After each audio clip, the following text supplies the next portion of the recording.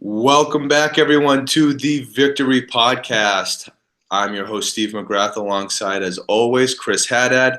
And we are blessed to again have on another incredible guest whose resume speaks for itself. We have a three-time first-team All-Pac-10 player out of UCLA. That's right, Pac-10 when he played, not Pac-12 like it is now. Drafted in the third round in 2003 by the Carolina Panthers. He had a 6-year career with the Panthers, the Chicago Bears, the St. Louis Rams, none other than Ricky Manning Jr. Ricky, thanks so much for coming on with us and shedding some light on your career and your journey. Yeah, man. Thanks for having me on. No problem at all.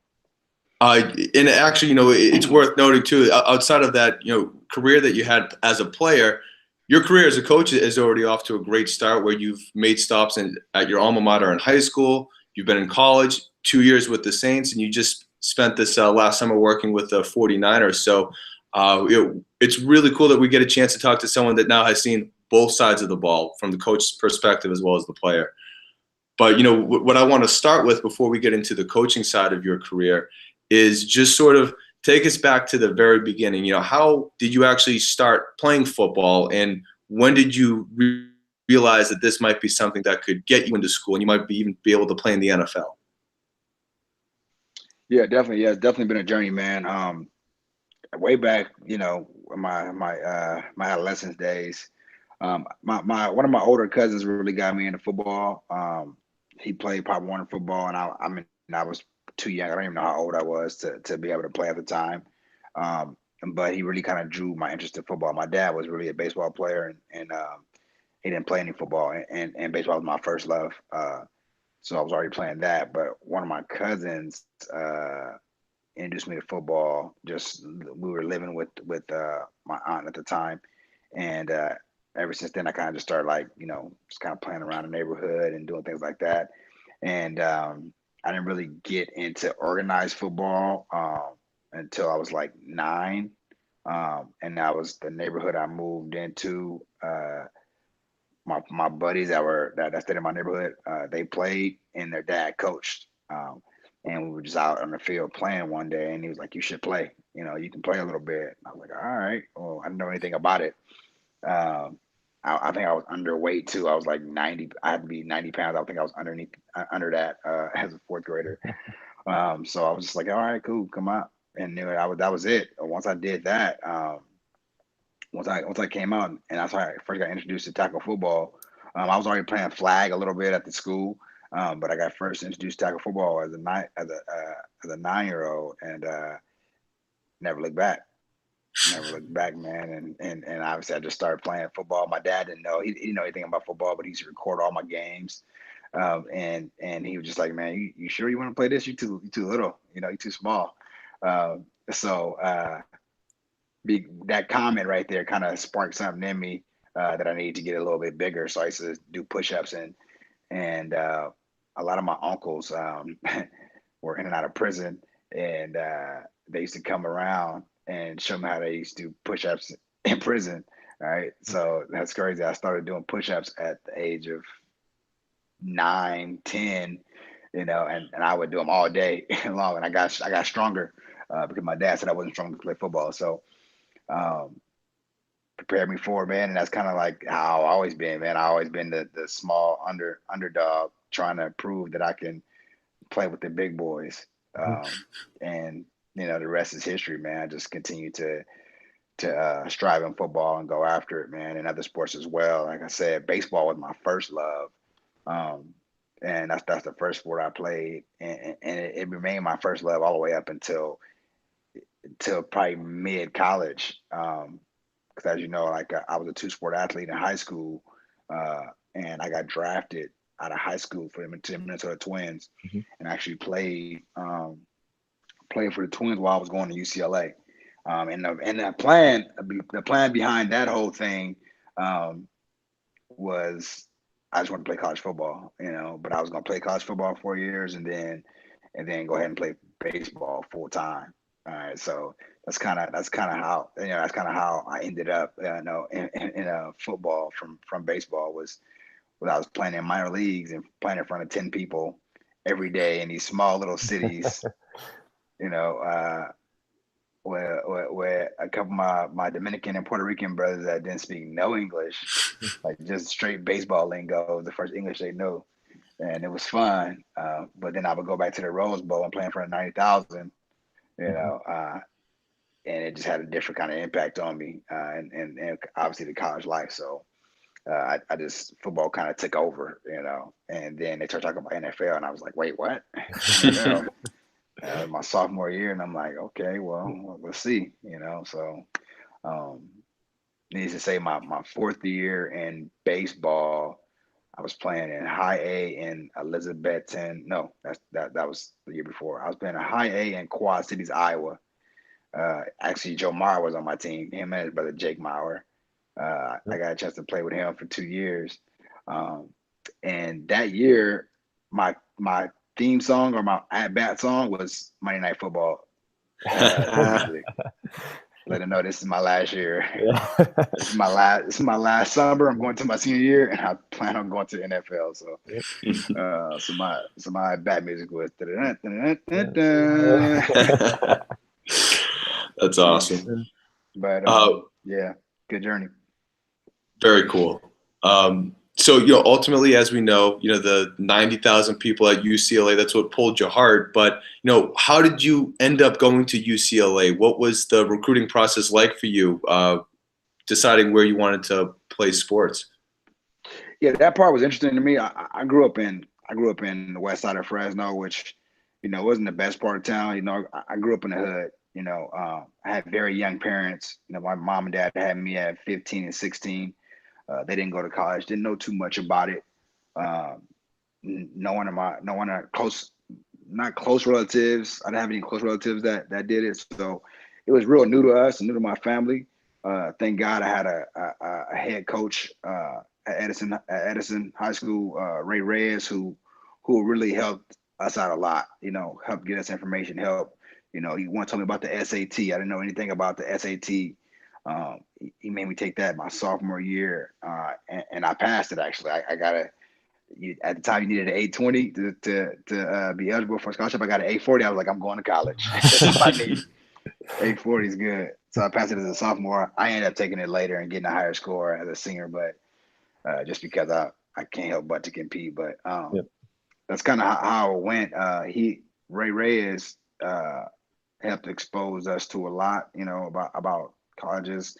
I got recruited by everybody, and I wasn't the only guy, but I was coming out. I was one of the top recruits in our area, so we saw a lot of action, a lot of schools coming by the, a lot of colleges coming by the school, and I mean, Michigan was my number one school, or my favorite school. I was a big Charles Woodson fan. But remember, baseball was my thing, and the plan was to go to college and play both, because if you realize that you sign your letter of intent in February, but the Major League Baseball draft is in June, so I was intended to, whatever college I was going to sign with, I was going to play baseball there. So I got recruited by everybody. Like I said, Michigan was my number one school. I love that school the most because I was a big Michigan fan and like Charles Woodson. But when it came down to it, I had to pick 5 schools. So I got recruited by everybody. Most schools recruited me as a DB. I got a little bit of quarterback in there in Nebraska, a little quarterback because I was an option quarterback. I was number 4 in the state too at the time, and touchdowns. So just 5'9", and I also thought I was like 5'11" for some reason. I didn't realize I was 5'9" at the time. So I got smaller as I got to college and the NFL combine draft and all that stuff. I got a lot smaller than I thought I really was. Yep. Anyway, so I boiled it down. I boiled it down to 5 schools. Michigan was in there, Notre Dame. And then I had my West Coast schools, UCLA and USC and Arizona State. Ended up being my 5 trips I took. And again, Michigan was real high on the list. And I took my trip there and I had a great time. And Justin Farley was my host one night, which was kind of cool because I played against him when he went to SC and, in the league and all that stuff. But I went there in December and it was snow on the ground. This is a California kid, and I'm like, how Yep. am I No supposed to way. play No baseball? way. How am I supposed to play baseball in January Yeah. out here? Like that doesn't, that's not happening. So they kind of went down. Notre Dame went down too. The trip was terrible. One, and again, it was too much snow. It was too cold. I'm like, I can't do it.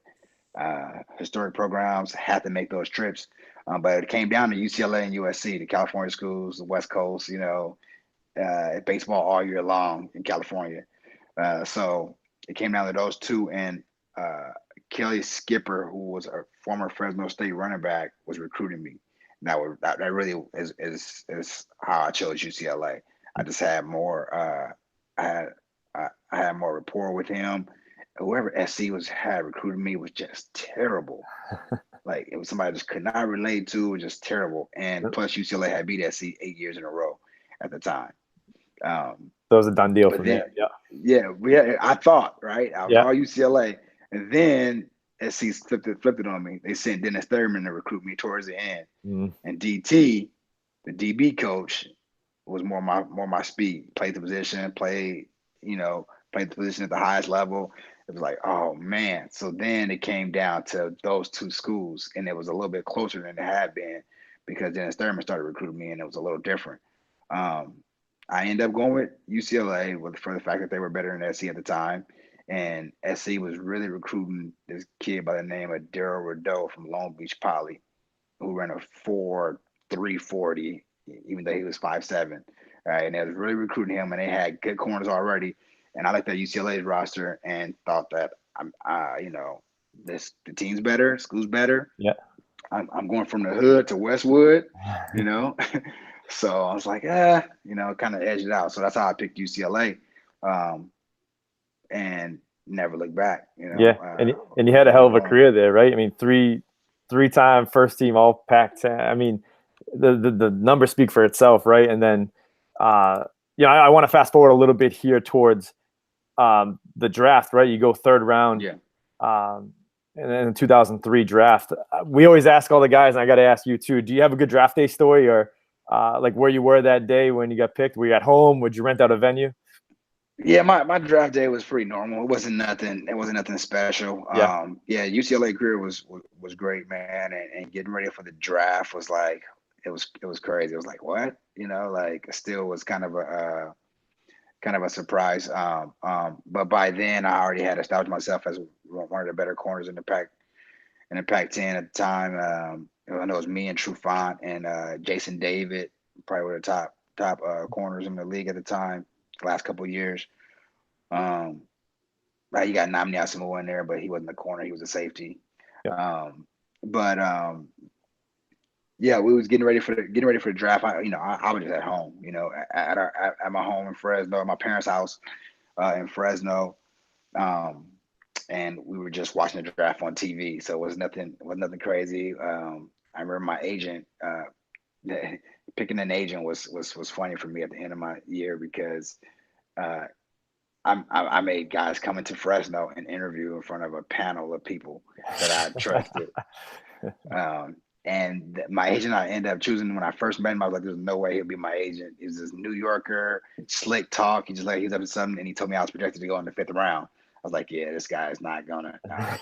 I'm not going with this guy." But my buddy Jim Ivor from Sports Stars is a guy I ended up picking just because of his knowledge of the game, and I just felt that it was a bigger agency.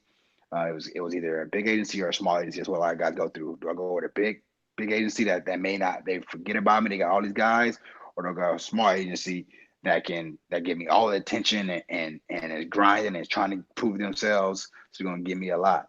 Yeah. I went with the big agency because of the relationships they have with NFL teams, with scouts and NFL personnel people. And that was the best choice I could have made, going with the bigger agency because of what I was exposed to and the exposure they was able to give me. Sorry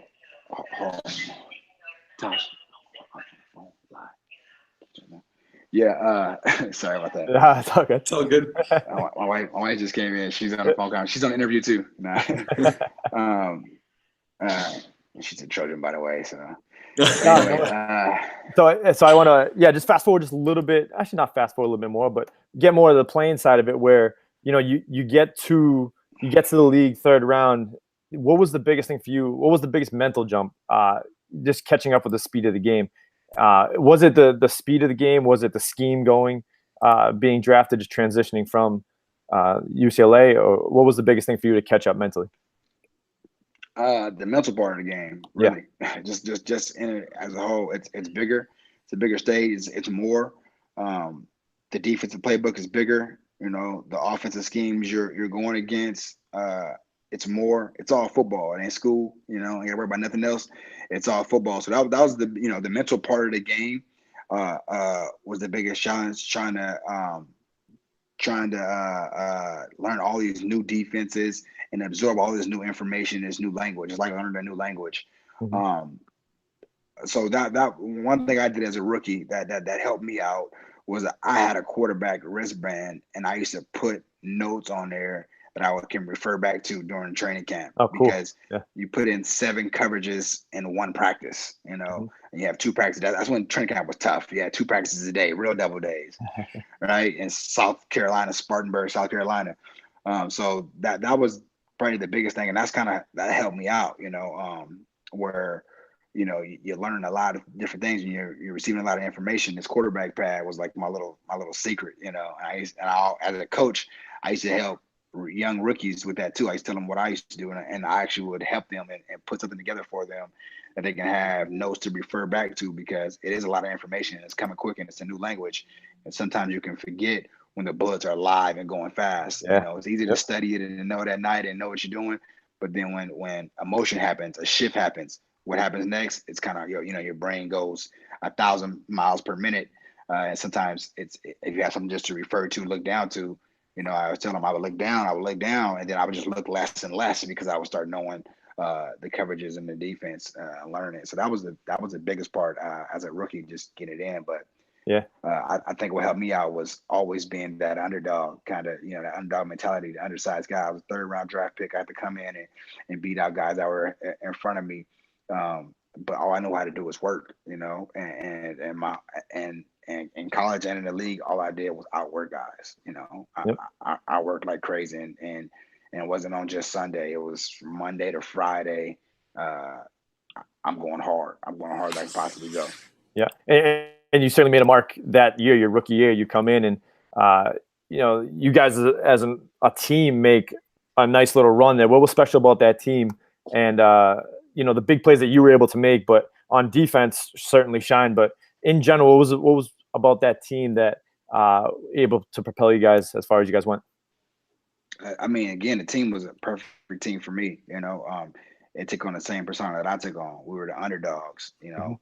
They called us the cardiac cats because we were in every game and we just finish it to the end.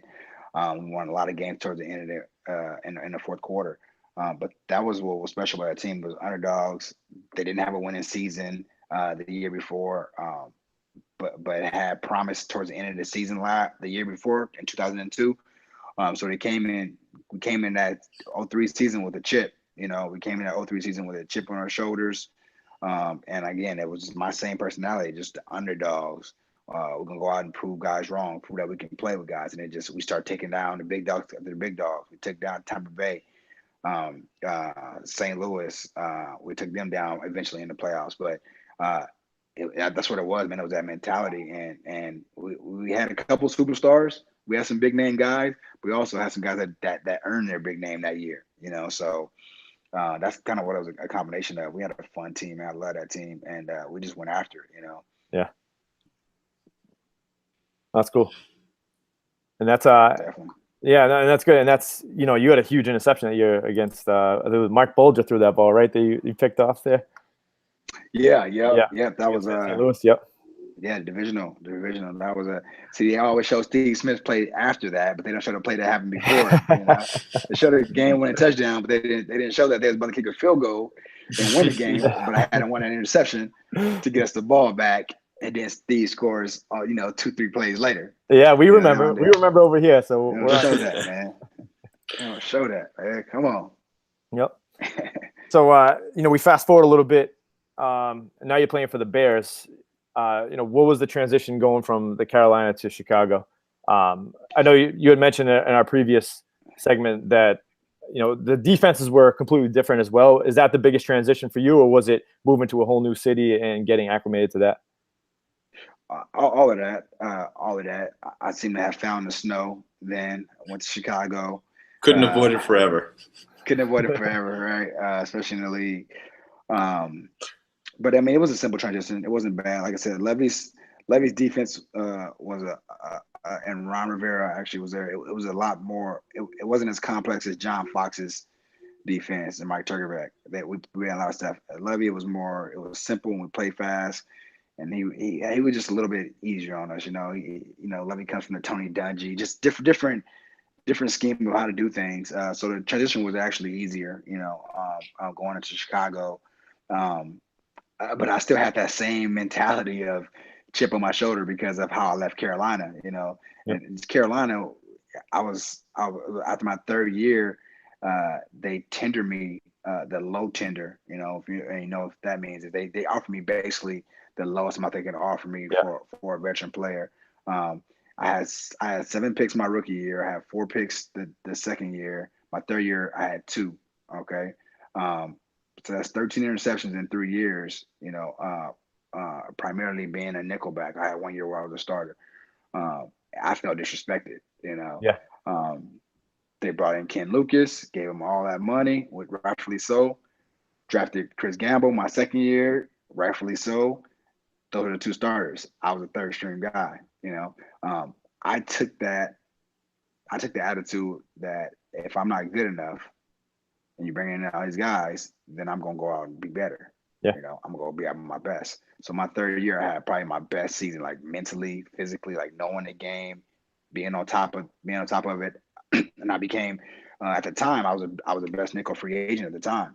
Right. So, I'm thinking, okay, Carolina's going to take care of me, especially, what I've done. We went to 2 NFC championships, won 1, lost 1, just a good time.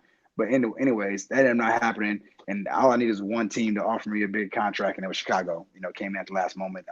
They offered me a contract that Carolina wasn't willing to match. And I went with a chip on my shoulder, like, okay, cool, well, let's go. I'm going to go out and prove these cats wrong. For not taking me. And I had the best offseason of my career, and it turned dividends in that season in Chicago in 2006. I had 6 interceptions as a nickelback, and we went to the Super Bowl. And also too, we lost to Hasselbeck in the NFC Championship my last year at Carolina. And when I got to Chicago, I went and picked him all 3 times just for beating me for the year before, in 2 games. So little payback there. But yeah, so got to Chicago, easy transition, loving that. Went to Super Bowl, playing with some great guys. I like that atmosphere a little bit better. Like, that locker room was just different, man. We had a lot of fun, but you had clowns like Urlacher was. He's a clown. Lance Briggs, Tommy Harris. Like, we had dudes that Anthony Adams, which I know y'all see him all over the social media now. Yeah. He was a clown. We had just guys. It was a great team in Chicago, and again, we went and had a great year and went to the Super Bowl, man. And Peyton kind of edged us out on that a little bit, but it was a good experience. But that's kind of how we got there. Yep. That transition. And you hit on this a little bit, but what was it about that Bears team? I mean, obviously the talent. You just named a bunch of guys, but I mean, there's even Mike Brown, Peanut Tillman. I mean, there was just a lot of guys that played for the Bears that defense was incredible. But outside of just the talent, completely different group of guys, different coach. What was special about them that they were able to gel together and make that run? A lot like Carolina, we had fun. We just had more fun in Chicago. Like, I kid you not, we would play paper, rock, scissors at the end of practice for like at least an hour. Like, we got to go home. Like, I had my first kid at the time. Like, we cannot stay here at the facility all night. We got to go home. That's just one game. We would play all kinds of games in the locker room, from baseball to like all kinds of just like stupid games. Like, Foursquare. I remember I made a Foursquare. I taped a Foursquare in our locker room, and we would play this thing. We would compete and play this thing way too long after practice. We just had fun, you know. It was Yeah. different, and we took that fun on the field. You know, we had that fun on the field, and we were just mean, man. Like we would get after the ball. I remember my first really cold game in Soldier Field. We playing Green Bay. It's negative 14 degrees. I'm putting all kinds of stuff on layers, and Erlacher looks at me and is like, "Hey son, we're gonna wear sleeves in Soldier Field." I'm like, "What?" All right, let me take these sleeves off. Like it was just, I mean, we just had a different, like we was about our business, but we had so much fun with each other, and it showed on the field. That's why we had so many turnovers, because we emphasized it. You know, you get what you emphasize, and we emphasized getting after that ball, having fun. That's what we did on defense all day long. So, just looking at your time with the Bears and your time in Carolina, was the culture there? Is that something like the coach kind of influenced and it went down, or was it more like the veterans of the teams? Were they kind of the ones that were sort of setting the tone? It was a combination of both. You know, I think in Chicago, um, our defensive coaches, I can remember them more involved, younger. You had Steve Wilkes. He had his first NFL coaching job, who's now the head coach of Arizona. He was my DB coach. Um, you just had younger. You just had a different. You know, Bob Babbage was young. I think it was Ron Rivera. We called him Chico. It was his first defensive coordinator job. Like it was just a different kind of feel. Younger, more energetic, more after it type of coaching atmosphere. Even though Lovey was calm, the coaches he had around him, you know, we went. You know, so. Yeah, it was just a little different atmosphere than Carolina, so to speak. You know, for me at least. Very cool. Yeah, that makes sense. And you know, after your playing days are over, and I'm skipping ahead a little bit here. You know, most guys choose to go to an analyst role. They choose to work another job away from football. You stuck with the game, and now you're seeing it essentially from the other side of the table, right, from the coaching perspective. Why'd you get into coaching? Is it just for the love of the game, or did you want to give back to the players? Like, what was the motivation to get back into coaching? Yeah, well, you know, as a player, I never thought I would get into coaching. You know, I was like, I'm not gonna coach they here too long, way too many hours. Nope. It was really a God thing, man. I do it. I fast every Wednesday, which today is Wednesday, right? So I haven't eaten anything from sun up to sundown. And I kid you not, every time something good happens, is a lot of times it comes on Wednesdays. Today I'm fasting and really getting closer to God. And Tim McDonald, who's a former NFL player, we went to the same high school. He coached at my high school for 10 years. And he called me on a Wednesday and said, "Hey, I'm either going to Fresno State, I'm going up to college, or I'm going to the NFL, to the Seahawks. I need you to take over for me."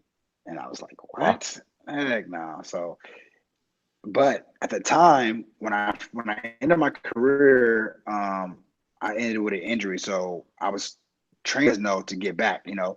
When I started doing, I started training, and I started inviting kids out, you know, mostly kids from my high school, other DBs, but then I started just training all kind of kids, you know, just in the neighborhood that played football, and they would come out and work out with me, and I'll get my workout on. Eventually, I just started training kids. Like when I said, "All right, I'm done working out myself," like I started training kids. I actually started training kids for like a business. I started to feed on athletes, and really that was really my motivation. I loved giving back in that sense. I love motivating kids. I love teaching them certain things that I had to offer. I love giving them that grind mode mentality and showing them how to work and showing them how to get to the next level. And that's kind of how it started. And when this coaching thing came about, I sat down with my wife and I asked her, and she was like, "Well," I thought she would say no completely, but she was like, "Well, it's kind of what we've been praying about. You know, what you've been praying for. You want to make an impact in these kids' life. Well, now you are able to go to a school in a neighborhood where you came out of, and now you'll be ahead of a program over not just the varsity, over all the football program. So you can make an impact in kids that came out of the hood you came out of, or the place you came out of, or the atmosphere you came out of." And that's kind of what got me into coaching, really making an impact on these kids, next generation of athletes, football players, and just impacting them athletically, academically, you know, just mentally, you know, just giving them the game of how I see and through my experiences. And that's when I really realized that, like, hey, I thought I was destined to pick off Donovan McNabb 3 times in the NFC Championship. I thought that was what my destiny was, you know, like that was my purpose in life. It wasn't, you know, that happened so I can be more of an impact and influence in my intended purpose, what God had for me, and that's to be a leader to young men, to the next generation of athletes. And I did not realize that that can be accomplished in coaching, because that's exactly what coaching is to me. It's an impact. It's being able to impact not only in football, but in life too. You know, how you carry yourself and your life stories. Things you talk about, things you went through that can help the next guy. Like that story I told you about my contract and me leaving Carolina. It was crazy because when I left Carolina, I had a different attitude. I had, oh, you don't think I'm good enough? I'm going to get better. I'm gonna show you. Yeah. I'm going to show you. Yeah. When I left Chicago and going into my 3rd year there, it was a different mentality. I was, hey, I should be out there. You want to get younger guys out there? No, I'm the best on the team. I'm this, I'm that. Release me, cut me. Guess what? He did release me, and I went to the Rams. And guess what? Week 4, I broke my ankle, and I ended my career. Yep. You know, that was a result. You know, where if I just kept my mouth shut and just got to work, I probably would have had a couple more years. Probably would have played out. Probably would have went to a team like St. Louis, and it would have been a different result. You got 2 different attitudes, 2 different results from 2 different attitudes. So those experiences that I experienced as a player, I've had to do that. I've told that story so much at all levels. High school guys, why you not playing me? Why you not? Okay, I'm not playing you. What are you going to do about it? Yeah. All right, you gonna get an attitude? Or you gonna mope? Because that's not gonna do anything for you. Yep. In college, same thing. You gonna mope? It's not gonna do anything for you. In the league, oh, I deserve this contract. I deserve that. Well, what are you gonna do about it? Exactly. Because guess what? You got to go out there and put it on film every day. If you mope, you're not gonna be your best. Just go out there and prove. I know you should get paid. They ain't paying you yet. I've been there. Go work. It'll happen. It'll happen either if they'll pay you or somebody will. Mm-hmm. But go work. Get better. Be your best. Don't mope. Don't leave a bad attitude. Don't leave a bad taste in people's mouth. Just go out there and do what you got to do, whether it's fair, whether it's unfair. Yeah. So as your attitude changed, you've coached at 3 levels: high school, college, and NFL. Has your, I shouldn't say attitude, as the way you outlook the game from a high school, because high school is more of, and I coach high school football too. So, you know, I know from a more influential standpoint, you know, you have kids from broken homes, or you have kids that all they have is football, right? So you play more of a parent role in the high school. Is it the same going through college and NFL? I mean, you mentioned NFL is probably more business-like, and it's more about contracts than it is for a high school kid. That's more about, you know, just being the best in this high school that you possibly can be. How have you seen it change over the 3 levels, and how has your coaching style changed? Yeah, definitely a difference. You're dealing with guys at different ages, you know, so, you know, the mentality. So yeah, high school is definitely of a more of an influence. Like, how can you be an influence, and how can you get them to buy in? You got to get guys to buy in to what you're saying and what your coaches are saying, to believe enough to put in the work that you're talking about. And then you got all kind of X factors you got to worry about in high school and college. A little bit more of the same. You know, you got to kind of influence them to do certain things a certain way. But usually around that time they catch it. You know, some guys catch it, some guys don't. You ain't got to push them as much, and you know they go on to be successful. In the league, it's a mixture. You got some guys you may influence more. You got other guys that's gonna put in the work and do what they got to do. You just got to help guide them and mold them and send them in direction, and you got to develop them to what you want them to be in. I always say you get what you emphasize in the league. So you got to emphasize certain things with certain players, and you got to be able to handle a different mixture of guys. Like I said, as a player, I came in, some guys didn't know certain things. So as a coach, I got guys coming in. Some of them don't know a lot of things. Some of them do know a lot. You know, sometimes you got to recorrect certain techniques. So, you know, and then not to mention that, you got to deal with these rule changes. So there's a lot more different dynamics in the NFL. That's why they got more coaches. That's why we have more time. That's why it's just more all ball, because you need that time to develop these guys into what you want them to be. And then also, you know, mesh it in with the vets and what they already are and what you guys want to become. So it's just a little bit more complex in the league, but it's still the same. You know, you still got to be the influence. Like, hey, I still, you know, I was up in Frisco. I got cleats out. I'm cleaked out at practice. You know, we're going 100 miles a minute. You get what you emphasize. Like I'm hitting that grass, and we going, because that's how I want my DBs to be. You know, I want the DBs to be full throttle urgency all day long, get better every play, every day, day in, day out. You know, and that's the only way. That's the only way I know. So that's it. I'll gas, no brakes, right? That's it. yeah, definitely. So last question here before I pass it off to Steve.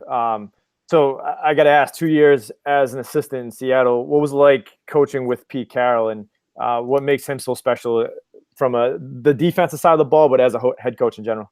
And the Legion of Boom too. I mean, top tier athletes. Yeah.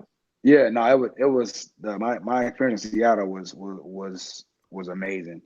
I couldn't ask to be in a better position as a young coach, coming in, just kind of learning how to be coach and developing and finding my way.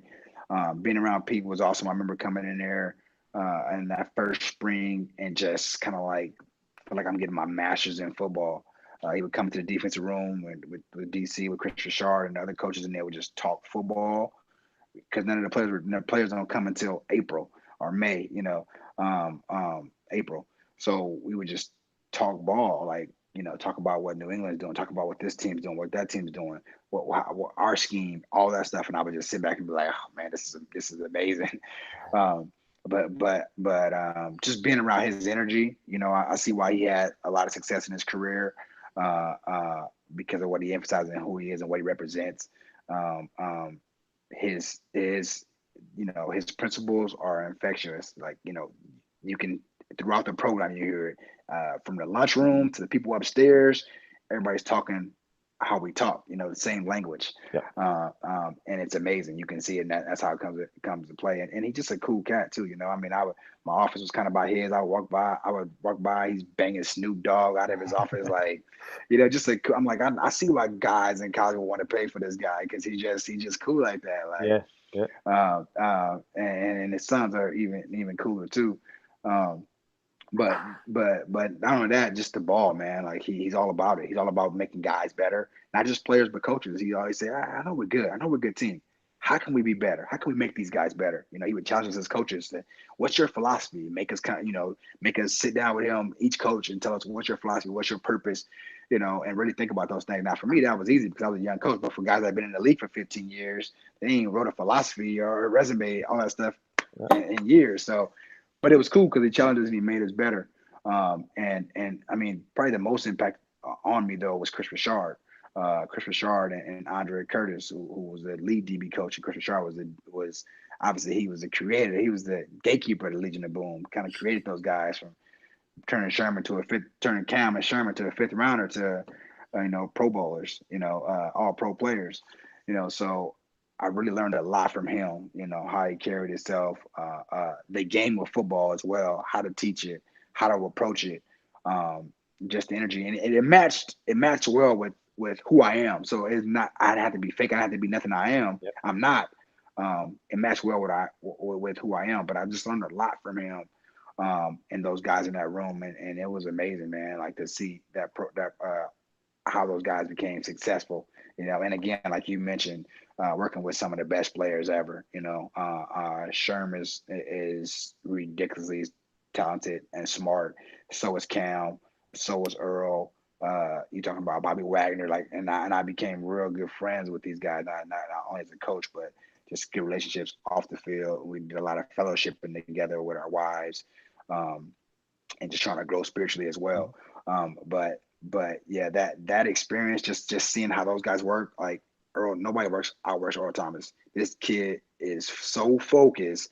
I mean, I remember going through a walkthrough, and it wasn't no smile. It was like, hey, get out of my way. Like, don't, I'm here working for real. Like, the walkthrough was full speed. And I was like, oh man, this is a whole different, you know, but that's what it was, man. It was a keen focus that never broke, you know, That's why he is what he is, you know. It's yeah.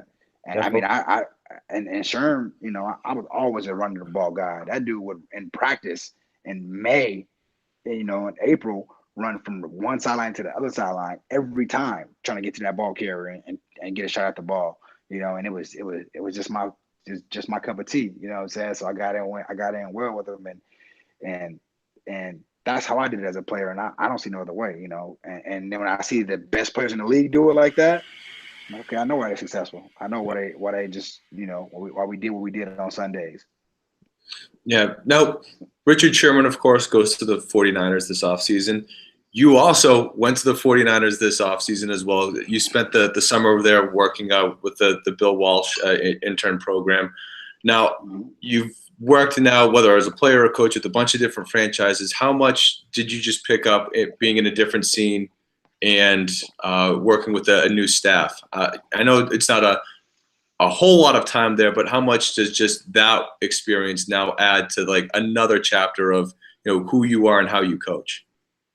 Yeah, it was awesome. They run the same defense in Seattle, sprinkled in with a little different changes, because they don't have the personnel. So you gotta do something to adapt. So that was cool, kind of seeing that schematically. It was really cool to watch Shanahan work. I mean, I've went against him, we game planned against him and thought he was amazing, but to be there and watch him teach every day, he loves to teach football in a team meetings.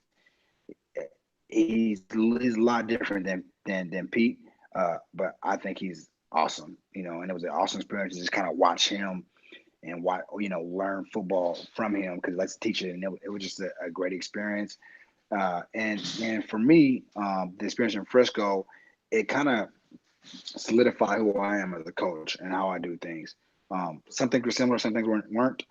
But what I've learned in Seattle and the way we approach the game, I can see why we had success and why we ever developed those guys into the players they are today.